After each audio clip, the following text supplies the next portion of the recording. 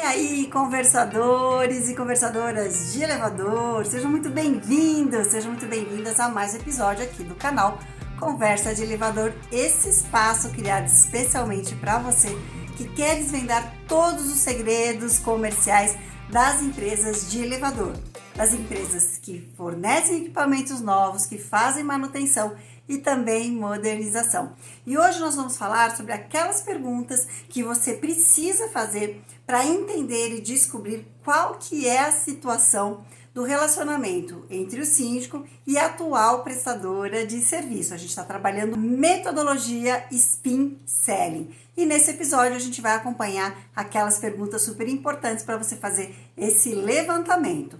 E antes da gente começar, aquele agradecimento à Infolev, nossa parceira aqui do canal, que me permite estar aqui semanalmente criando esses conteúdos especialmente para você.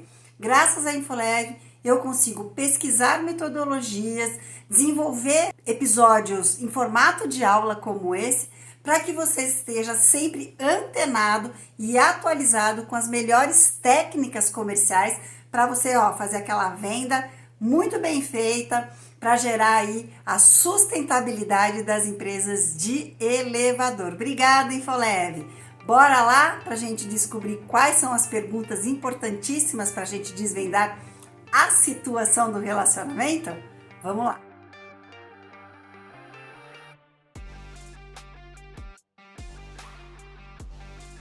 Se você já acompanha todos os episódios aqui do canal, você já sabe que desde o episódio de número 105, a gente vem falando sobre o Spin Selling, uma metodologia criada em 1988, ela não é tão atual, mas por isso que eu gosto dela, baseada em estudo muito longo, com muitos vendedores, e que ela fala sobre uma técnica para que a gente possa fazer vendas melhores para áreas, para segmentos que são mais complexos, como é o nosso. Então, desde o episódio de número 105, a gente vem tratando da metodologia Spin Selling.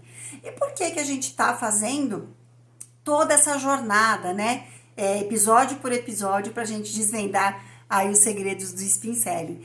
Porque se a gente fosse falar da metodologia e te dar dicas de como aplicar em um único episódio, ia ser uma aula, né? Uma aula aí de horas. Então eu optei por dividir o episódio sobre a explicação da letra do Spin, porque cada letra tem uma explicação, tem um motivo dela existir, e depois eu te dou aquelas perguntas que você deveria fazer aí para o cliente. Então, se você não acompanhou os episódios desde o 105, assim que você terminar aqui, volta lá e faz essa jornada, porque vale a pena. São episódios curtinhos que você vai ter aí uma verdadeira aula de como se preparar para uma venda, que não tem como o cliente dizer não.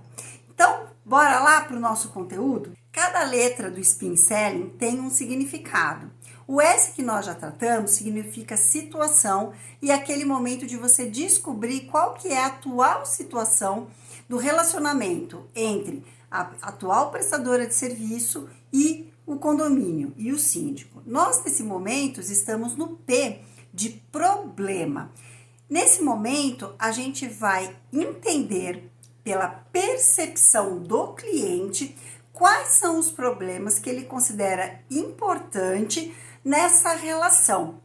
Lembrando que para o Spin Selling é muito importante que você identifique a percepção do cliente. Você até pode ter identificado algum problema mais específico no elevador durante a sua vistoria aí visual ou até técnica. Mas nesse momento, você não está apresentando e relatando esse problema para o síndico. É o contrário, você quer entender qual que é a percepção dele desses problemas. Você vai fazer perguntas adequadas para que ele possa te dar a percepção dele. No episódio anterior, em que eu falo sobre esse momento, né, da negociação, do P de problema, eu falei para você sempre fazer um checklist de 4 situações para você não esquecer de levantar informações sobre essas 4 situações. E nós vamos seguir uma a uma, agora te oferecendo quais perguntas eu sugiro que você faça. Então, vamos lá para a primeira área. A área 1, que eu sugeri para você no episódio anterior, é sobre a qualificação técnica dessa empresa que presta serviço no condomínio. Então, o que você vai querer saber do cliente? Qual que é a percepção dele sobre a qualidade técnica dessa empresa? A gente sempre começa com perguntas mais abertas, porque a partir da resposta do cliente, você vai se aprofundando para que ele possa te dar exemplos mais claros de qual que é o problema. Então, a primeira pergunta é exatamente essa. Qual que é a sua visão geral, a sua percepção geral sobre a qualificação técnica dos profissionais que atuam na sua atual empresa? Aí você vai ouvir muito o que ele tem para dizer, mas você também não deve esquecer de perguntar. O técnico que faz a preventiva no seu prédio, ele demonstra conhecer aprofundadamente essa tecnologia? O técnico que atende o seu prédio, ele é claro e objetivo com os itens que ele fez a manutenção, quais os componentes que ele precisa substituir, por que ele precisa substituir? Uma pergunta muito importante. O técnico que faz a preventiva do seu prédio é sempre a mesma pessoa, o mesmo técnico? Ou nessa empresa costuma mudar muito e você nunca sabe muito bem quem vem fazer a próxima preventiva? E essa próxima, ela é matadora, principalmente se a sua empresa investe em manutenção preventiva. Quanto tempo, em média, dura a manutenção preventiva em cada equipamento? Quanto tempo o técnico fica dentro do seu condomínio? Na sua percepção, depois da manutenção preventiva, o equipamento melhora suas condições de atender os usuários ou ele piora? Percebe que você não está fazendo um interrogatório com o cliente. Essas são perguntas que eu estou te dando como sugestão para que você encaixe durante a sua conversa. O segundo tópico é sobre atendimento de chamados. Então, a primeira pergunta é: você já teve a oportunidade de entrar com a central de chamados da sua empresa e avaliar esse atendimento? Se o cliente falar assim, você pergunta: mas e aí, como que foi? O atendimento é rápido? O atendente costuma ser educado? Quanto tempo mais ou menos levou o atendimento? Você teve algum problema de passageiro retido nos últimos tempos? Como que foi esse atendimento? Então, você vai aprofundar no atendimento de chamado. Por que a gente está fazendo perguntas específicas sobre qualidade técnica e sobre atendimento de chamado? Porque esses dois pontos são pontos que depois ele vai questionar muito sobre a nossa empresa. E se você já tiver clareza daquilo que ele valoriza, aquilo que ele considera importante e que ele te dê exemplos com a atual empresa, você vai poder melhor se preparar para defender os seus diferenciais. E agora a gente vai para o tópico 3. E esse tópico é fundamental porque eu tenho certeza que a sua empresa dá show nesse quesito, porque senão o seu consultor comercial ou você mesmo que está aqui não estaria assistindo esse episódio. Você vai perguntar: qual é a sua percepção em relação ao consultor técnico que te atende hoje nessa empresa? E perceba se esse cliente sabe o nome desse consultor, se ele consegue definir quando foi a última visita que esse consultor fez.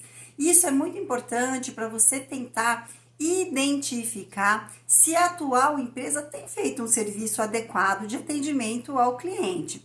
Se ele não souber qual que é o nome do consultor, isso é uma informação muito importante.